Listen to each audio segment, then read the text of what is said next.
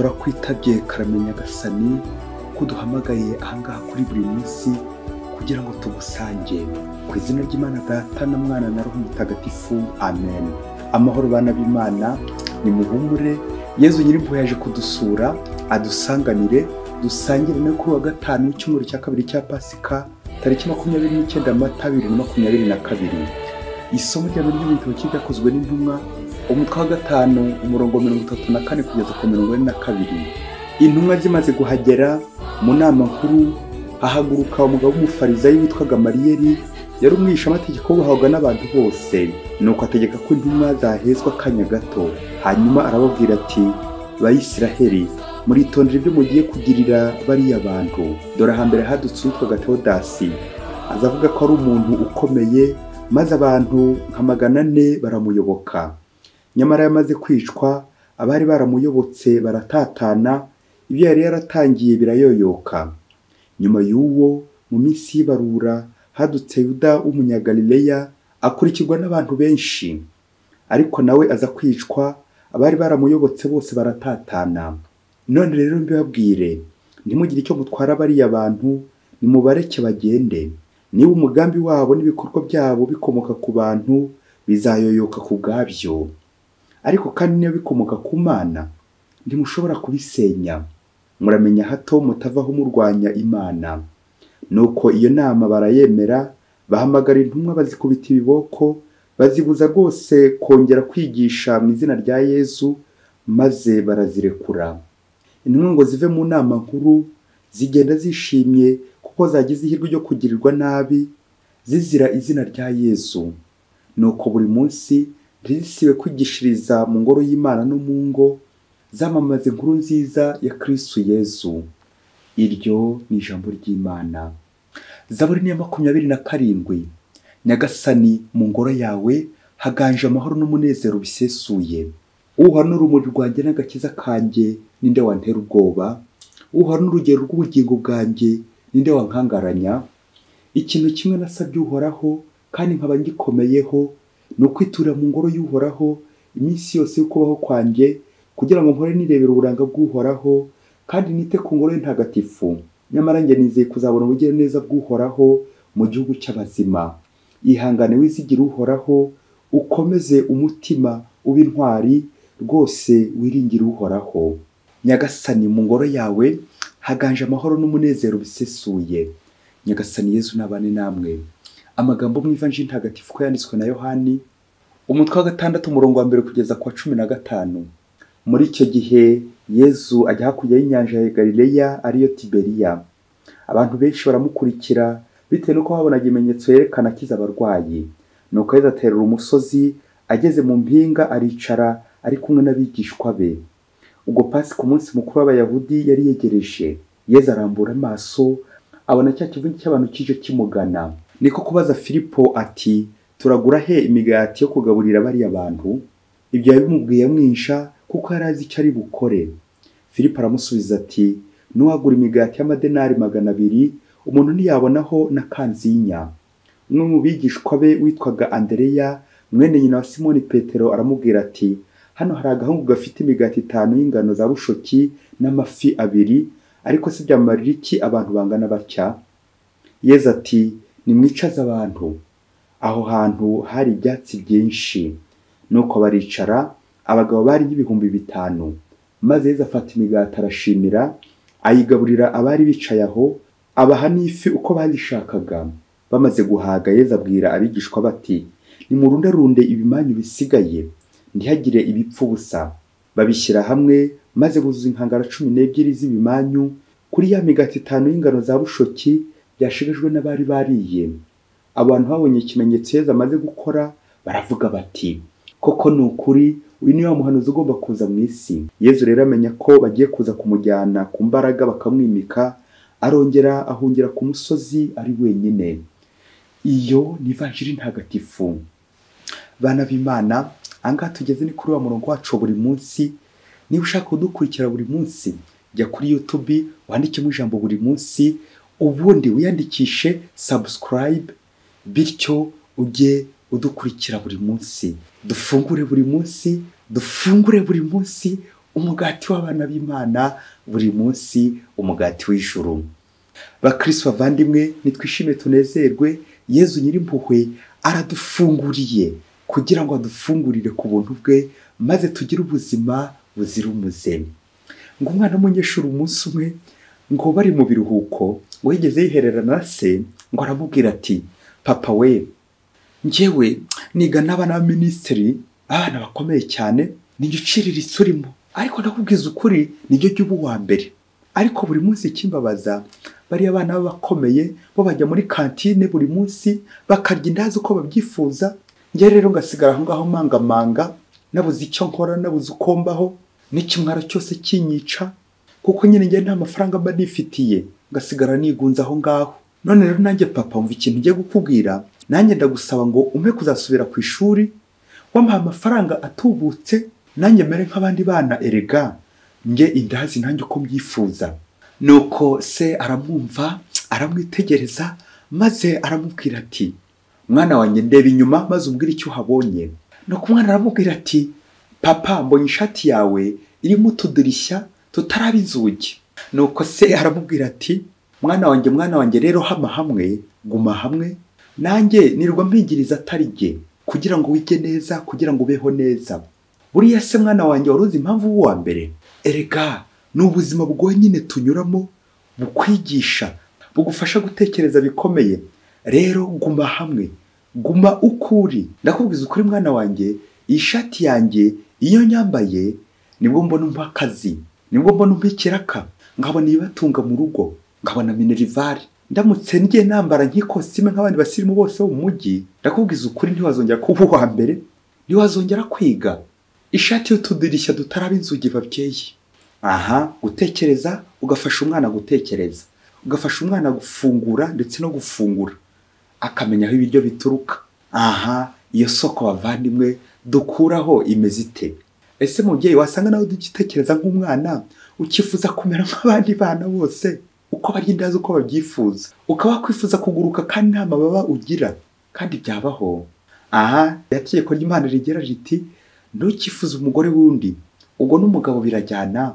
Mubyeyi muvandimwe, niba ufite ikibazo kanjye cyo gushaka kumera nk'abandi, nk'uko abandi bameze, ndashaka kwifuza iby'abandi bya mirenge, aha, ngira ifunguro Yezu yaduteguriye riruta andi mafunguro yose yabayeho ntazabaho, riruta na ziriya ndazi nk'izuriya mwana yifuza ngo ashaka kurya buri munsi nk'abana b'aminisitiri. Iryo funguro Yezu yaduteguriye ni Ukaristiya, Yezu funguro ry'ubuzima, sacrament de satisfaction, ifunguro warya ukanyurwa. Ariko none iri funguro kugira ngo urye neza urihage bisaba ubushishozi, nka homme sérieux, nka Gamariyeri nyine, gutekereza ukageza kure koko. Dore ko avuga ko umufilozofe ngo agira amaso ane, bishatse kuvuga nyine gutekereza ugacukumbura ukagera kure. Kwa gutekereza bikwigisha ubwenge bwo kubaho neza, yewe no mu bibazo no mu buzima bugoye, ukinda kugira imiteto nk'iy'abana. Rya tegeko rigera riti, kurya nk'umwana ariko ugakora nk'umuntu mukuru. Nashaka kuvuga gutekereza nyine.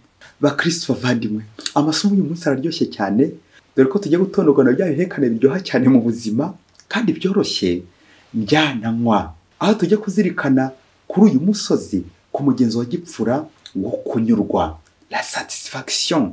Muri amasomo turabonamo igaburo nyine, cya gihekane cyandya, il y a de bonnes pensées et de bonnes actions. Ibitekerezo byiza n'ibikorwa byiza ari byo biza kuduhereza ifunguro ridutunga. Ibi bikazaganisha ku bakurikiye Yezu ku kunyurwa. Ni koko ufite Yezu afite byose.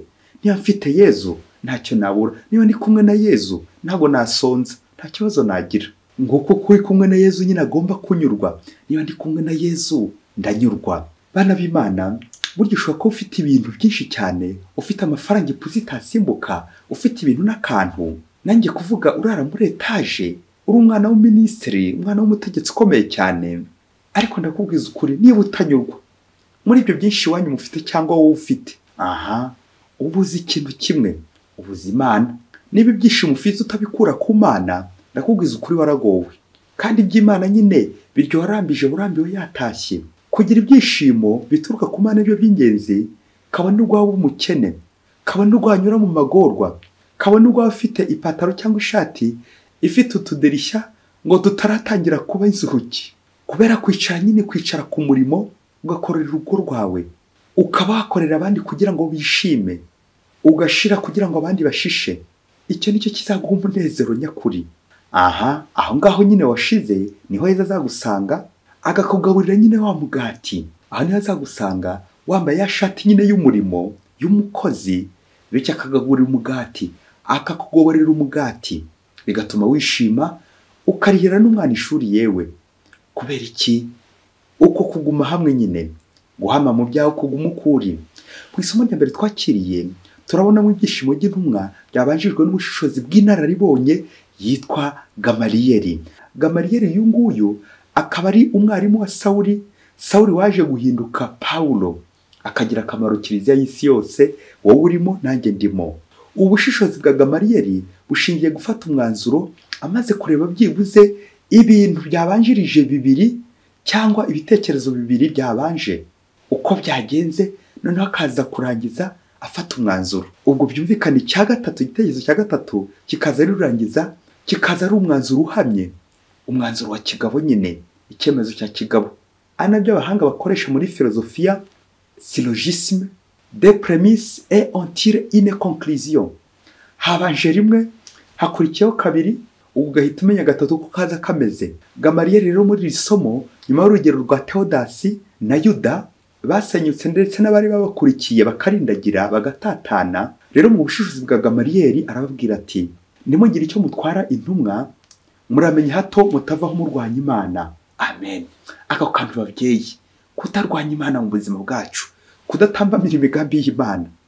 Ese muyobozi, mutegetsi, mwana w'Imana, ni kangahe ujya ufata ibyemezo bihubutse, nirinze kuvuga bitambamira Imana, ukaba yobora imbaga y'Imana kwa shitani kubera uburakari, ishyari, kwikunda, guharanira inyota y'ubutegetsi ngo ntuzavaho? None suzumira ku isi ngo kwanga kuva kwizima, gufunga umutwe n'ibindi bikorwa bya runtu biganisha ku myanzuro igayitse, ya myanzuro uzana mu mufuka ukayitsindagiramo abandi. Kandi nk'umuyobozi Imana yatoreye kumuyoborera imbaga, ugomba kuyobora ku Mana. Imana yarakwizeye, none warangiza ukayitamaza. Kubera iki? Ya myanzuro yo kwica aho gukiza. Muyobozi, mutegetsi, akantu njye kuvuga cyo karongo, wayobora ute niba utari kumwe na Yesu? Icyo gihe waba uri kuvumera mu rutete cyangwa kuvumerera ishyamba. Aho ngaho ubitse mu mfuka utobotse, urahunikira mu bigega birimo imungu n'ingese. Kubera iki? Niba utari kumwe na Yesu mu bwatsi butoshye.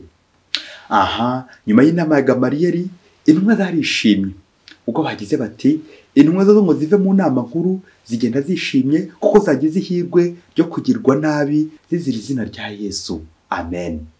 Kwishimira kubabara kugira ngo abandi bazababarirwe. Kuba nambaye imyenda irimo utudirishya dutaraba inzugi, kubera umurimo, kuvunikira abandi, gukorera abandi, kuba natwara nk'ifumbire, ngahinga ngahingiriza ngo abandi babeho, ibyo ntibikantera ipfunwe n'isoni ngo ngeze igisebo we. Ariko aka kantu babyeyi, niba ndi kubikora mu izina rya Yesu, icyo gihe nta kabuza nzishima, nzanezerwa, nyurwe n'umwuga wanjye nta pfunwe. Kuko nyine umurimo nubeshaho nyine umuntu, umwuga ntugutunze ugatunga n'abawe. Wa mwuga nyine umpereza umugati, niwishime unezerwe. Yezu umwana w'Imana, mpa kunyurwa n'uko ndi. Babyeyi bavandimwe, mugabura kandi murera, mwese mwagiye mu gikoni. Navugaga guteka, kimwe mu bintu byiza bishimisha umubyeyi ni ukubona ugaburiye abana ukabona barahaze. Umunyarwanda we ati, sindaribuye umwana arakura. Aho uri wowe ugaburira abana neza. Iyo ugeze tombora abana bakarya, bagahaga yewe bakanasigaza, nta mubyeyi n'umwe bitashimisha burya. Nawe umubyeyi wagabuye, ishyire mu mwanya wa Yesu imbere y'imbaga, utekereze ibyishimo yagize agaburiye abantu barenga 5,000, imigati 5 n'amafi 2 gusa, bagahaga kandi bakanasigaza inkangara 12. Ibaze nawe bana b'Imana, iki gikorwa cy'impuhwe Yesu akoze kirashushanya uburyo mu misa Yesu atugaburira Ukaristiya, umugati w'ubugingo, na yafi mu kigereki ictus poisson, isobanura Yesu Kristo umwana w'Imana, umucunguzi. Twakwibaza tuti, kuki basigaje kandi byari bike? igisubizo kiracyari cya kindi, ni ukunyurwa. Nta mururumba bari bafite. Iyo uri mu kiliziya, iyo ukora umurimo wawe uko bikwiye, nta pfunwe, nta gisebo, ukabaho uvunika ushira kugira ngo abandi bashishe, ndakubwiza ukuri, urishima, nta mugayo ugira. Kimwe mu bituma abantu badahaga burya bagashaka gucuranwa ni umururumba. Nk'aba bana bati ntibiza kumpaza we, abandi bana bajya muri kantine we, barancuze we, baranyimye we. Mbese umutima ukimura icyicaro, ukimukira mu nda, nanjye kuvuga mu mutwe, nibwo uzasanga amashyari yatangiye, yanda igutanze imbere, za munyangire sinakubwira, nibwo cyaginda izatangira kukuyobora, aho kuyoborwa n'ibitekerezo bizima, ubwo ukabutangira ishuri bita munyangire, amarorerwa sinakubwira, ugashaka kwikiza abandi kugira ngo bakubise wihagire, wisanzure ku nyama nk'aba bana bisanzura mu bukwe, bakaba barya inyama bakima abandi, bagasigariza abandi amagufa. Kandi byaba gucura abandi. Kubera iki? Umururumba. Kugira ngo urye wenyine, ngo ntawe uguhagaze hejuru. Muvandimwe, biryoha bisangiwe. Kuki ushaka kwirukana mugenzi wawe ku bintu by'isi bizashira, kandi uzabisiga ukanabisigira abandi? Aho guharanira ifunguro, umugati w'ubugingo, umugati w'abana b'Imana, wawe utazashira, ni ukujya hehe? Mu ijuru. Uyu mugati yeza tugaburira. Ntukamere nk'umugabo winjira mu gikoni, yasanga agasafuriya kankana urwara kari ku mashyiga, nuko mu mutwe agahita hazamo ko ataza guhaga, nuko akabwira umugore ati, madame, hari aho nanyuze kandi nahaze bangaburiye, nariye, reka rero ndyame nahejo. Aryamanye umururumba ababyeyi, umururumba mu mashuka. Nuko umugore atangiye gukaranga, dore ko ngo kari akaboga, kandi murabizi akaboga ku bantu bagakunda, ni nk'aho muti nyine udakorera ubwinshi, bagatekera mu gasafuriya gato kugira ngo gashye neza. Ndakubwiza ukuri, kurikira ibigiye guhakurikira, ngo umugabo wumvise rwa rukarango akajya ashaka kubyuka akabibura, agatekereza ko umugore n'abana baza kumuseka. Kandi nibyo koko. Nuko ngo umugore n'abana batangiye kurya, wa mugabo impumuro y'inyama imugeraho ari mu mashuka, akajya yicuza impamvu yavuze ko yahaze. Nuko muri ayo mayeri ye, ashaka kurya kuri za nyama, aza gufata icyemezo, aza abwira umugore we ati, madame, byuka bwakeye, reka dufungure vuba na bwangu, ubundi tujye ku isoko vuba, njye kukugurira umwenda. Mbega maco y'inda. Ese mubyeyi, ubanye n'umuntu ugira umururumba, utanyurwa, nta mushobora, nta munoza, ingayi, uhora mu kwivovota, uhora muri byacitse, bombori, karabaye, uhora mu kugaya, bene uyu nguyu wamukorera iki? Nta kindi no kumushyira Yezu nyine. Wawundi utishimira ubuzima bwe, utishimira uko yabaye, bene uyu nguyu mufate umushyire Yezu, niba umushoboye. Ariko umururumba w'ababyeyi, umwiryo, ibyo ni ibimenyetso byo kutanyurwa, ibimenyetso bya sekibi, bya shitani, kugaya, kwivovota, kwijujuta, kwinubira ukuri. Bakristo bavandimwe, Ukarisiya Sacramentum ni ikimenyetso par definition, ni isakamento ririmo Yezu Kristo ubwe rwose n'umubiri we n'amaraso ye, mu bimenyetso by'umugati na divayi, akatubera icyarimwe igitambo, ifunguro, n'inshuti tubana. Amen. Ndakubwiza ukuri, muri iyi si hari ubwo bamwe baza bafite umururumba n'ifemba, baje guhazwa la Sainte Communion. Ndavuga nk'abana, kuko babazi ko uko bakira Ukarisiya baza guhaga nk'uko bahaga ibishyimbo, ibijumba n'ibirayi. Ariko icyo twakagombye kumenya, ni ukumenya ko atari ifunguro ry'umubiri gusa, ahubwo nyine ifunguro rya roho, umugati w'ubugingo, umugati w'abamarayika, umugati w'abana b'Imana, umugati w'ijuru. Ntabwo kandi ari igihembo cy'abakora neza gusa, ahubwo ni impamba y'abari ku rugendo, njyewe nawe, bajya hehe? Mu ijuru. Iyo aho Ukarisiya neza, urahaga, uranyurwa, ugira ibyishimo n'imbaraga za roho. Ukarisiya ikiza kuri roho ndetse no ku mubiri, kandi izo mbaraga waronse muri Ukarisiya zidufasha gutsinda imitego ya sekibi, Yezu ikadutangatanga no gucumura. Na niyo mpamvu umukristo wahawe Yezu neza koko yakagombye kugira akarusho mu myitwarire myiza, intangarugero, kuko nyine ibiganza byakoze kuri Yezu bidakorakora. Ibiganza byakoze kuri Yezu ntibimena amaraso. Muri Afurika hirya kure ngo higeze ko umunsi mukuru muri Kiliziya Gatolika ngo nuko hari hatumwe abategetsi bakomeye cyane n'abayobozi bo mu nzego zo hejuru ibikomerezwa. Ngo nuko bageze mu gice cyo gusangira guhazwa communion, babayobozi bakomakomeye ba nyakubahwa babona uburyo abakristo bari kwitabira kujya guhazwa. Ngo nuko umuyobozi umwe ngo utaraherukaga mu muryango wa kiliziya yongorera mugenzi we ati, ngwino natwe tujye guhazwa, ndabona ari twe dusigaye mu cyaragati, hato bataza kudukeka amababa ko ari twe twishe abantu baherutse gupfa. Bityo ntawe uzabica iryera. Bategetsi bayobozi, bana b'Imana, ukarisiya ntabwo ari igihembo cy'imiyoborere myiza. Ukarisiya ntabwo ari ishimwe ry'uko wambaye ikositime n'ikaruvati byiza ngo waberewe, ngo urashaka kwiyerekana nawe nanjye kuvuga kwiyerurutsa. Ukarisiya ntabwo ari igihembo cy'uwakenyeye neza, cy'uwambaye neza, ntabwo ari ukwihesha agaciro, ntabwo ari igikombe cy'imihigo. Ukarisiya kandi ntabwo ari kasho wihishamo pour se couvrir vraiment ngo bataza gukeka ngo hanyuma bakagukeka.